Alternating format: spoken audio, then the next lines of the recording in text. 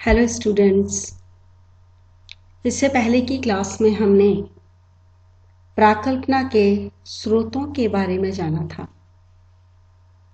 जैसा कि मैं पहले भी आपको बता चुकी हूँ, प्राकल्पना सिद्धांत और अनुसंधान के बीच की एक कड़ी है जो अतिरिक्त ज्ञान की खोज में सहायक होती है।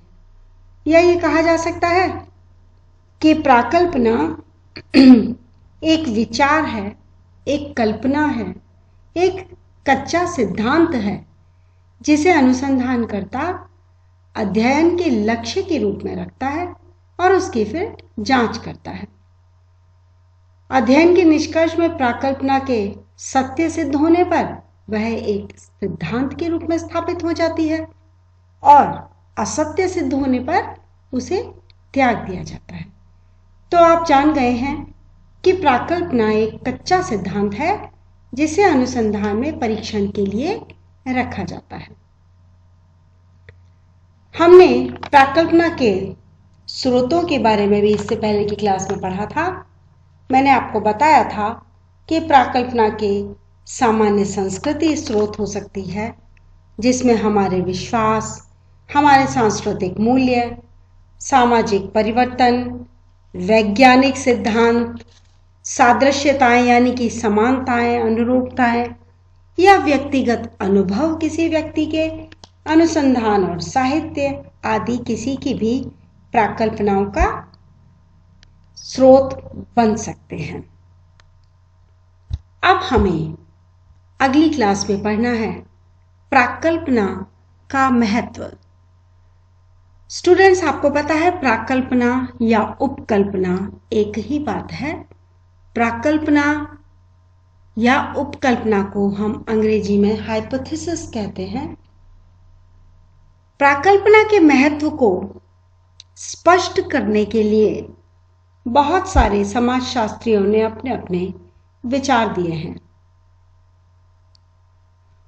उनका कहना है प्राकल्पना वैज्ञानिक पद्धति द्वारा किए गए अनुसंधान को निर्देशित करती है, नियंत्रित करती है और फिर संचालित भी करती है। या ये कह सकते हैं कि अध्ययन कार्य बिना प्राकल्पना के एक कदम भी आगे नहीं बढ़ सकता। इसीलिए प्राकल्पना अनुसंधान के हर चरण की समस्या की व्याख्या से लेकर निष्कर्ष तक क्रमबद्ध और व्यवस्थित करती है।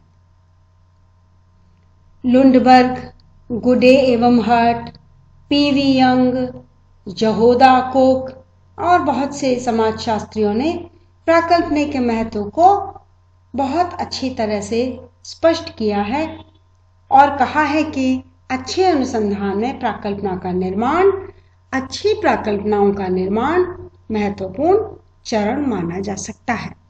तो इस प्रकार प्राकल्पना का महत्व सामने आता है। पहला बिंदु हम जो आपके सामने है उस पर चर्चा करते हैं, समस्या की व्याख्या में सहायक। सामाजिक अनुसंधान का जो पहला चरण है, जो कि मैंने आपको बताया था इससे पहले की कक्षाओं में, वो है समस्या की व्याख्या करना। अनुसंधान में समस्या की व्याख्या कारण और प्रभाव के रूप में की जाती है और इस काम को करने में प्राकल्पना बहुत अधिक मदद करती है। अनुसंधान में समस्या की व्याख्या प्राकल्पना के रूप में की जाती है और प्राकल्पना के द्वारा ही इस समस्या को स्पष्ट किया जाता है कि किन किन कारणों का परस्पर प्रभाव पड़ेगा और उसका अध्ययन किया जाएगा। तो प्राकल्पना एक प्रस्थापना है जिसकी सत्यता की जांच अनुसंधान के द्वारा की जा रही है। इस तरह से जो भी अनुसंधान की समस्या है, अनुसंधान का विषय है, उसकी व्याख्या करने में प्राकल्पना बहुत अधिक सहायक होती है। अगला जो इसका महत्व है, अध्ययन की दिशा में सहायक। वैज्ञानिक अध्ययन की दिशा का निश्चित होना तो बहुत ज्यादा जरूरी है। आप जानते हैं अध्ययन की दिशा का क्या मतलब है कि वैज्ञानिक किन तथ्यों, किन जानकारियों और आंकड़ों को एकत्र करें और किन्हें नहीं। उसके निर्धारण में प्राकल्पना वैज्ञानिक की प्रतिपल सहायता करती है, जिससे वो अध्ययन के क्षेत्र में इधर उधर भटकने से बच जाता है। पीवी यंग कहते हैं, प्राकल्पना से अनुसंधानकर्ता ऐसे तथ्यों को एकत्र करने से बच जाता है जो बाद में अध्ययन विषय के लिए व्यर्थ सिद्ध होते हैं। यानी कि प्राकल्पना ये स्पष्ट कर देती है कि वैज्ञानिक को किन तथ्यों का अध्ययन करना है, किन किन का परीक्षण करना है। इससे क्या होता है कि अनुसंधानकर्ता का समय बचता है, धन बचता है और श्रम भी बचता है। इसके बाद अगला महत्व है अध्ययन क्षेत्र की सीमितता के चयन में सहायक। वैज्ञानिक अनुसंधान में प्राकल्पना के निर्माण के बाद अध्ययन क्षेत्र का चुनाव किया जाता है।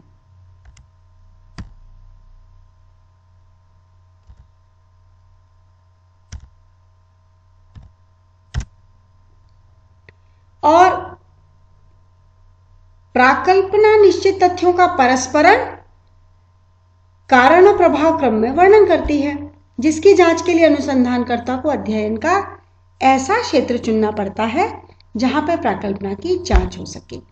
यानी कि अध्ययन का क्षेत्र और विषय को प्राकल्पना सीमित कर देती है और स्पष्ट कर देती है। किस तरीके से, समझिए इसको। अनुसंधानकर्ता अपना ध्यान उस क्षेत्र के चुनाव में लगाता है जहां उसे आवश्यक तथ्य उपलब्ध होते हैं, और फिर क्षेत्र का चुनाव करने के बाद वह उसे सीमित कर लेता है। तो समस्या के बहुत पहलू होते हैं, अध्ययन का क्षेत्र भी बहुत व्यापक होता है। प्राकल्पना क्या करती है कि उस क्षेत्र को और सीमित करने में सहायता कर देती है। तो जो अनुसंधानकर्ता या वैज्ञानिक है वो अध्ययन के क्षेत्र में भटक नहीं जाता, उसको भटकने से बचा लेती है। तो लुंडबर्ग कहते हैं कि प्राकल्पना के उपयोग से अध्ययन क्षेत्र सीमित हो जाता है और अध्ययनकर्ता भटकने की बजाय अपने उसी अध्ययन का गहनता से अध्ययन कर लेता है, अपने उसी विषय को और अधिक स्पष्ट रूप से अध्ययन करने में सक्षम हो जाता है। अगला जो इनका महत्व का बिंदु है वह है उपयोगी तथ्य संकलन में सहायक। वैज्ञानिक अध्ययन के लिए आवश्यक है कि वो व्यवस्थित हो और क्रमबद्ध भी हो। इसके लिए ये भी आवश्यक है कि अनुसंधानकर्ता केवल उन्हीं तथ्यों को इकट्ठा करे जो अध्ययन की समस्या से संबंधित हों और उपयोगी हों। तो जब अध्ययन की समस्या स्पष्ट होती है, सुनिश्चित होती है, तो वैज्ञानिक के लिए उपयोगी, अनुपयोगी, संबंधित या असंबंधित तथ्यों में अंतर करना सरल हो जाता है।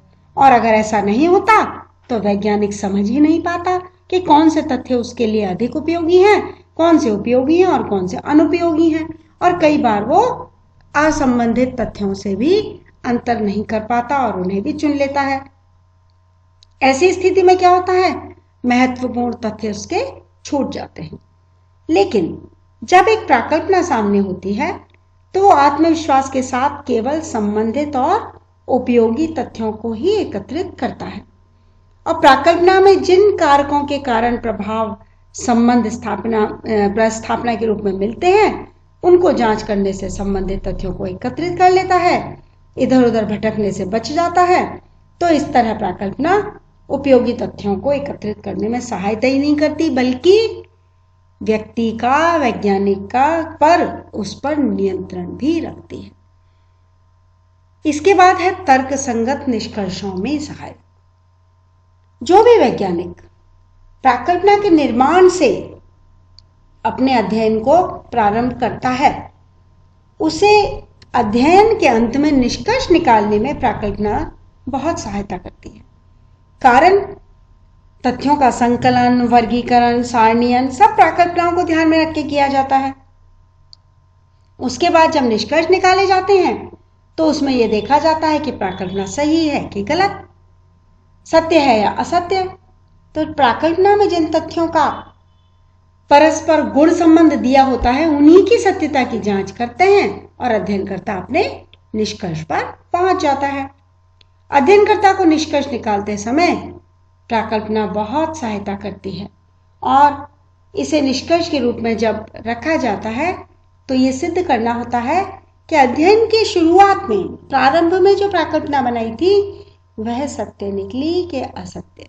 इस तरह प्राकल्पना अध्ययनकर्ता को अनुसंधान के निष्कर्ष निकालने में बहुत सहायता प्रदान करती है। फिर अंतिम जो इसका महत्व है वह है सिद्धांत निर्माण में सहायक। स्टूडेंट्स, वास्तविकता यह है कि प्राकल्पना का जो सबसे महत्वपूर्ण योगदान है वह तो सिद्धांत निर्माण में सहायता करना ही है। बहुत सारे वैज्ञानिकों ने लिखा है कि वही प्राकल्पना व्यावहारिक और उपयोगी होती है जो मुख्य विज्ञान और सिद्धांत से संबंधित होती है। अनुसंधान का जो अंतिम चरण है वह प्राकल्पना की तथ्यों के आधार पर जांच करना है। अध्ययनकर्ता प्राकल्पना की जांच करता है और सत्य सिद्ध होने पर उसे सिद्धांत के रूप में प्रस्तुत कर देता है। असत्य सिद्ध होने पर उसे त्याग कर नए सिद्धांत की स्थापना कर देता है। और कभी कभी ऐसा भी होता है कि थोड़ा सा संशोधन करता है और अध्ययनकर्ता तर्कपूर्ण विश्लेषण करके प्राकल्पना को थोड़ा सा संशोधित करके और सिद्धांत के रूप में प्रस्तुत कर देता है। तो कई बार सिद्धांत नई परिस्थितियों में झूठे लगने लगते हैं, असत्य लगने लगते हैं। जब उन्हें अनुसंधानकर्ता प्राकल्पना के रूप में अनुसंधान करता है और पुनः सत्य सिद्ध होते हैं तो वो सिद्धांत के रूप में प्रस्तुत कर देता है। इस तरह से प्राकल्पना सिद्धांत के निर्माण में विशेष योगदान देती है। तो ये जो बिंदु थे ये आपके प्राकल्पना के कार्य, उसके महत्व को स्पष्ट करते हैं। वैज्ञानिक अनुसंधान प्राकल्पना से प्रारंभ होता है और प्राकल्पना पे आके समाप्त हो जाता है। तो अनुसंधान के हर चरण में प्राकल्पना की भूमिका बहुत महत्वपूर्ण है। ये कहना बहुत कठिन है कि इसकी भूमिका कितनी है और इसकी भूमिका कम है, लेकिन ये जरूर कहा जा सकता है कि अनुसंधान की सारी प्रक्रिया प्राकल्पना के इर्द गिर्द घूमती है। आपने देखा, अनुसंधान आरंभ होता है समस्या के चयन से, जिसमें प्राकल्पना मदद करती है, और अंत होता है सिद्धांत निर्माण में सहायक होकर सिद्धांत निर्माण करने से। वह भी प्राकल्पना उसमें भी पूरी मदद करती है। तो इस तरह से प्राकल्पना के महत्व को हम स्पष्ट कर चुके हैं। अब आप इसके ऊपर एक प्रश्न देखिए, प्राकल्पना के महत्व पर प्रकाश डालिए। तो जो मैंने अभी तक आपको बताया है वह प्राकल्पना के महत्व के रूप में आप उसको समझ सकते हैं और अपना एक प्रश्न तैयार कर सकते हैं। धन्यवाद।